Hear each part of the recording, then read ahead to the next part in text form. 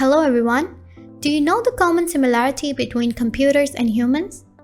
Well, out of all the possibilities, they both can incorporate viruses inside them. So we're going to talk about human-related viruses today and the remedies against them that are known as antiviral drugs. Well, if we take a little overview of viruses, then they are said to be obligate intracellular parasites, and they lack both cell wall and cell membrane. They do not carry out any kind of metabolic processes on their own, but they live off to the host's metabolic machinery.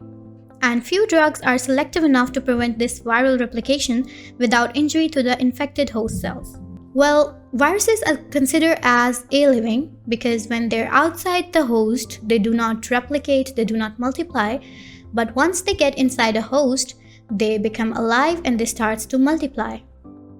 So the therapy for viral disease is further complicated by the fact that clinical significance appears late in the course of the disease.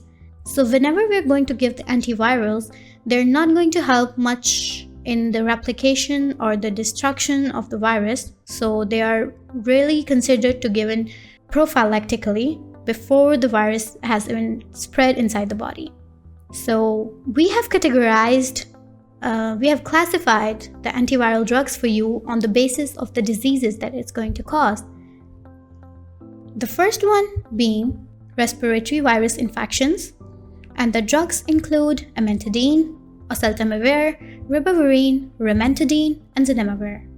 The next one is for hepatic viral infections, and they include adefovir, boceprevir, entecavir, interferon, and lamivudine. The third category that we're going to discuss is for HSV, which means herpes simplex virus, or CMV, which means cytomegaloviruses.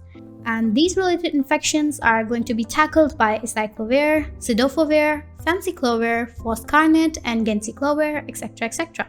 And the last and the most important one is HIV-related infections, and that can be tackled by the drugs such as abacavir, dalaviridine, atazanavir, and fuvirtide, and dolutegravir. So we're going to talk about all of these drugs today with you, so stick around with us till the end of the lecture.